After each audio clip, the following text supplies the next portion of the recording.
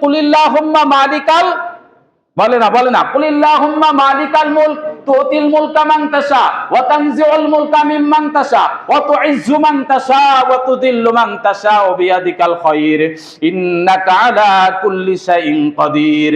তুমি রাস্তায় রাস্তায় ঘুরতা, তোমার কেউ চিনতো না, সিরা জামা পয়রা ঘুরতা, কেউ দাম দিত না, সেখান থেকে এক টান দিয়ে নে নতুন নতুন জামা, টাকা পয়সা, সম্পদ দিয়ে সিংহাসনে বসাইয়া দিয়েছি, সম্মান দিয়েছি, আবার আমার সাথে বেয়াদবি করবা, এক থাপ্পড় দিয়া হাতের মধ্যে একটা ভাঙা বাটি দিয়া রাস্তায় নামাই দিতে আমি আল্লাহর এক সেকেন্ডও লাগে না, ঠিক না? সম্মান দেওয়ার মালিক কে? আল্লাহ।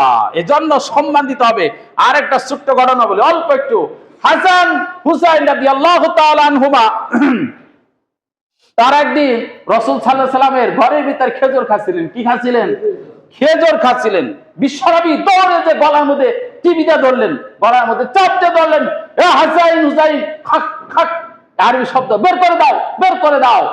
হাসান হুসাইন বলল, কেন না, ছোট্ট বাচ্চা, কেন না, বের করে দিব কেন? খাক করে ফেলাই দিলেন খেজুর। খেজুর ফালাই দেওয়ার পরে বিশ্বনবী বললেন, এগুলো হলো জাকাতের খেজুর। কিসের খেজুর? জাকাতের খেজুর। মুহাম্মাদের উম্মত, মুহাম্মাদের বংশধরের জন্য, হাশেমি বংশধরের জন্য জাকাত খাওয়া হারাম না হালাল? পৃথিবীর মধ্যে একমাত্র বংশ হাশেমি বংশ, যে বংশকে জাকাত দেয়া যাবে না। তাহলে কি সম্মান আল্লাহ দিয়েছেন, সম্মানের মালিক কে? এই বংশের কাউকে গরিব রাখেন নাই আল্লাহ, হাজার হাজার কোটি কোটি টাকার মালিক।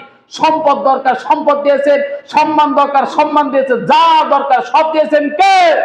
কিন্তু আমাদের সমাজে কর্মীরা লিডাররে মানে না, সন্তান বাবারে মানে না, ছাত্র শিক্ষকরে মানে না, আছে না নাই? সম্মান দেয় না, ছাত্ররা শিক্ষকরে পিটায়, আছে না নাই? সন্তান বাবারে পিটায়, আছে না নাই? নেতারা কর্মীরা নেতারে পিটায়, আছে না নাই? কেউ কাউকে সম্মান করে না। অথচ আল্লাহ বলছেন সম্মান দিলে সম্মান পাওয়া যায়।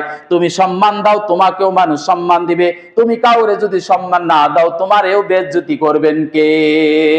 এজন্য আল্লাহ ভাই ছোটদেরকে, মাল্লামের হাম সগীরানা ওয়া মাল্লাম ইয়াক্তির কাবীরানা ফালাইসা মিন্না, ছোটদেরকে ভালোবাসো, বড়দেরকে সম্মান করো, তোমার উপর রহমত নাজিল করবেন কে? আর যে কাজ না করো, আল্লাহর নবী বলছেন ফালাইসা মিন্না, তারা আমার উম্মতের অন্তর্ভুক্ত নয়।